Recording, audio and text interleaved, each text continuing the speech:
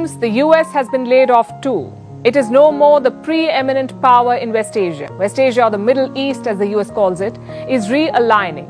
And the latest headline involves Syria and Saudi Arabia. They are re-establishing diplomatic ties, and Russia is said to be brokering the deal. Iran and Saudi Arabia came together, and China brokered that deal.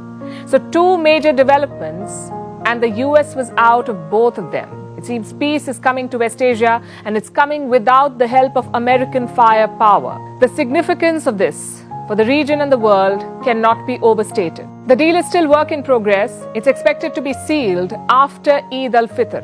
That's on the 21st of April. The progress so far and the fact that it's happening is a big step forward.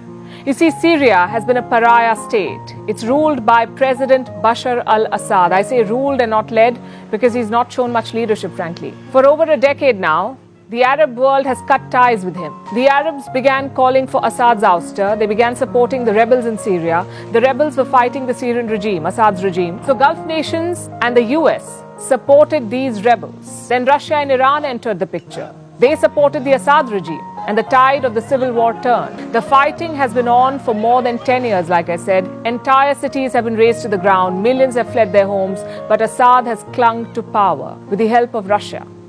Recently, he visited Moscow, and there he spoke about the need to rebalance the world order. And so Syria is being welcomed back into the Arab fold. Iran and Saudi Arabia have buried the hatchet. Russia and Saudi Arabia have joined hands to control the oil market. So a proxy war in Syria does not make sense anymore. The Saudis are talking. The Russians want to play peacemakers, and the Syrians may be able to end their global isolation. Except for the US, which is nowhere in the picture. In the last few weeks, Bashar al-Assad has been traveling. He visited the UAE and Oman. They made it look like a post-earthquake outreach. You know, apart from Turkey, Syria also suffered because of the quakes last month, and the Arabs are now giving humanitarian assistance. But this was also a way to re-induct Assad into the international fold. And Saudi Arabia is leading this front. Where does all of this leave the US? What is America doing while the West Asian countries realign? America is bombing Syria, carried out multiple airstrikes last night. These were in eastern Syria. The US blames them for a drone attack that took place yesterday. The attack led to 1 death and 6 injuries, so the Americans are raining fire now.